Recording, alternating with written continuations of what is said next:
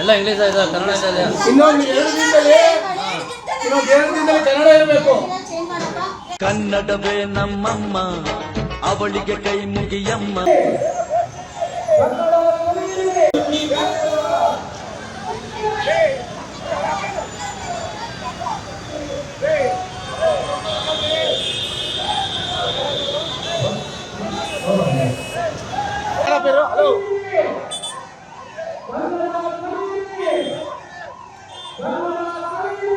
ಧೀರ ಧೀರರಾಡಿದ ನಾಡು ನಿನ್ನದು.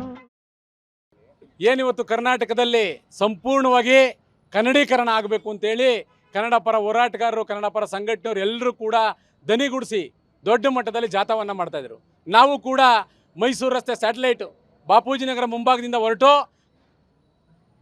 ಸೀದಾ ವಿಜಯನಗರ, ಮಲ್ಲೇಶ್ವರಮ್ಮು ಮತ್ತು ಶೇಷಾದ್ರಿಪುರಮ್ಮು ಎಲ್ಲವೂ ಕೂಡ ಇನ್ನೂ ಹೋಗ್ತಾನೆ ಇದ್ದೀವಿ. ಆದರೆ ನಾವು ಹೇಳೋದು ಇವತ್ತು ಒಂದು ದಿನದ ಅಲ್ಲ ಇದು. ನೀವು ಹೋಗಿ ನೋಡಿ, ಮಹಾರಾಷ್ಟ್ರದಲ್ಲಿ ಹೋಗಿ ನೋಡಿ, ಮರಾಠಿ ಬಿಟ್ಟು ಬೇರೆ ಭಾಷೆ ಕಾಣಲ್ಲ. ತಮಿಳ್ನಾಡಿಗೆ ಹೋಗಿ ತಮಿಳ್ ಬಿಟ್ಟರೆ ಬೇರೆ ಭಾಷೆ ಕಾಣಲ್ಲ. ಆಂಧ್ರಾಗೆ ಹೋಗಿ ತೆಲುಗು ಭಾಷೆ ಬಿಟ್ಟರೆ ಬೇರೆ ಕಾಣಲ್ಲ. ಆದರೆ ಇಲ್ಲಿ ವ್ಯವಹಾರ ಮಾಡ್ತಾ ಇರ್ತಕ್ಕಂಥ ದೊಡ್ಡ ದೊಡ್ಡ ಮಾಲ್ಗಳು ಇಟ್ಕೊಂಡಿರ್ಬೋದು, ಸಣ್ಣ ಸಣ್ಣ ಮಳಿಗೆಗಳು ಇಟ್ಕೊಂಡಿರ್ಬೋದು, ಕನ್ನಡ ಹಾಕೋಕ್ಕೆ ನಿಮಗೇನು ದೊಡ್ಡ ರೋಗ? ನಾವಿಷ್ಟೇ ಕೇಳ್ತಾ ಇರೋದು. 65% ಕನ್ನಡವನ್ನು ನೀವೆಲ್ಲರೂ ಕೂಡ ಮಳಿಗೆ ಮುಂದೆ ಹಾಕಲೇಬೇಕು. ಇದು ನೀವು ಎಚ್ಚರಿಕೆ ಅಂತನಾರು ಅಂದ್ಕೊಳ್ಳಿ. ಒಂದು ವೇಳೆ ನೀವು ಹಾಕಲ್ಲ, ನಮ್ಮ ಉದ್ದಟತನವನ್ನು ತೋರಿಸ್ತೀವಿ ಅನ್ನೋದಾದರೆ ಅದು ಏನಾದರೂ ಚಿಂತೆ ಇಲ್ಲ. ಯಾವ ಕೇಸ್ ಹಾಕಿದ್ರೂ ನಾವು ಯೋಚನೆ ಮಾಡಲ್ಲ. ಅದನ್ನು ಮುಂದಿನ ದಿನಗಳಲ್ಲಿ ನಿಮ್ಮ ಬೋರ್ಡ್ಗಳನ್ನ ಪುಡಿ ಪುಡಿ ಮಾಡುವಂಥ ಕೆಲಸ ನಾವೆಲ್ಲರೂ ಕೂಡ ಮಾಡೇ ಮಾಡ್ತೀವಿ. ಒಂದು ವೇಳೆ ನೀವು ಬದಲಾವಣೆ ಮಾಡಿಕೊಂಡು 70% ಕನ್ನಡವನ್ನು ಹಾಕಿ ಅಲ್ಲಿ ಕೆಲಸ ಮಾಡ್ತಾರೋರು ಕೂಡ 70% ಸರೋಜಿನಿ ಮಹಿಷಿ ವರದಿ ಪ್ರಕಾರ ಇಲ್ಲಿನ ಕನ್ನಡಿಗರಿಗೆ ಉದ್ಯೋಗವನ್ನು ಕೊಡಲೇಬೇಕು.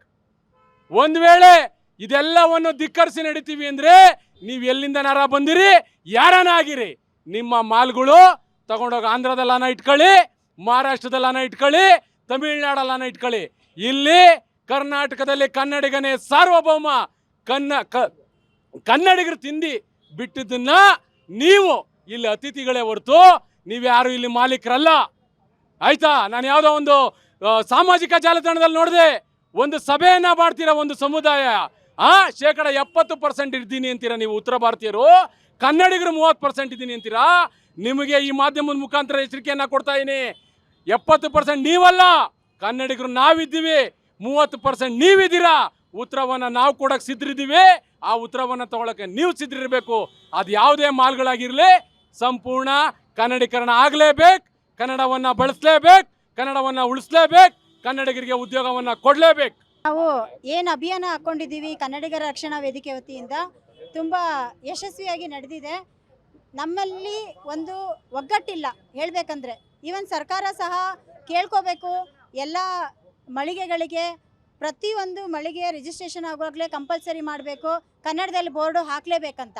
ಕನ್ನಡದಲ್ಲಿ ಮೊದಲು ಆದ್ಯತೆ ಕೊಡಿ, ಕನ್ನಡದಲ್ಲಿ ಬೋರ್ಡ್ ಹಾಕಿ, ಕೆಳಗಡೆ ಇಂಗ್ಲೀಷ್ ಹಾಕಿ, ಹಿಂದಿ ಹಾಕಿ, ನಿಮ್ಗೆ ಯಾವ ಭಾಷೆ ಬೇಕು ಹಾಕ್ಕೊಳ್ಳಿ, ಕನ್ನಡದಲ್ಲಿ ದೊಡ್ಡದಾಗಿ ಬರೆಸಿ. ಎಷ್ಟೋ ಕಡೆ ನೋಡ್ಕೊಂಡು ಬಂದ್ವಿ, ಈಗ ಕನ್ನಡದಲ್ಲಿ ಚಿಕ್ಕದಾಗಿ ಬರೆದಿದ್ದಾರೆ, ಇಂಗ್ಲೀಷಲ್ಲಿ ದೊಡ್ಡದಾಗಿ ಬರೆದಿದ್ದಾರೆ. ಅಂಥ ಅನಾಹುತಗಳನ್ನ ಯಾರೂ ಮಾಡಬೇಡಿ. ಇದು ಒಂದು ಮುನ್ನೆಚ್ಚರಿಕೆಯಾಗಿ ನಾವು ಹೇಳ್ತಾ ಇದ್ದೀವಿ. ದಯವಿಟ್ಟು ಎಲ್ಲ ಮಳಿಗೆಗಳಲ್ಲಿ, ಎಲ್ಲ ಮಾಲೀಕರಲ್ಲಿ ವಿನಂತಿ, ತಾವು ಕನ್ನಡದಲ್ಲಿದ್ದೀರಾ, ಕನ್ನಡ ಕಲೀರಿ, ಕನ್ನಡ ಭಾಷೆಯನ್ನು ಕಲೀರಿ, ಕನ್ನಡ ನೀರು ಕುಡಿತಾ ಇದ್ದೀರಾ, ಕನ್ನಡ ನೆಲನ ನೀವು ಉಪಯೋಗಿಸ್ತಾ ಇದ್ದೀರಾ, ಆದಷ್ಟು ನಿಮ್ಮ ವ್ಯಾವಹಾರಿಕ ಭಾಷೆ ಏನಿದೆ ಅದನ್ನು ಕನ್ನಡವಾಗಿ ಮುನ್ನಡೆಯಿಂದ ಸಾಗಿಸ್ಕೊಳ್ಳಿ ಅಂತ. ಈಗ 2 ದಿನ ನಾವು ಗಡುವು ಕೊಟ್ಟಿದ್ದೀವಿ ನಮ್ಮ ಕನ್ನಡ ಪರ ಸಂಘಟನೆಗಳಿಂದ, ಕನ್ನಡಿಗರ ರಕ್ಷಣಾ ವೇದಿಕೆಯಿಂದ.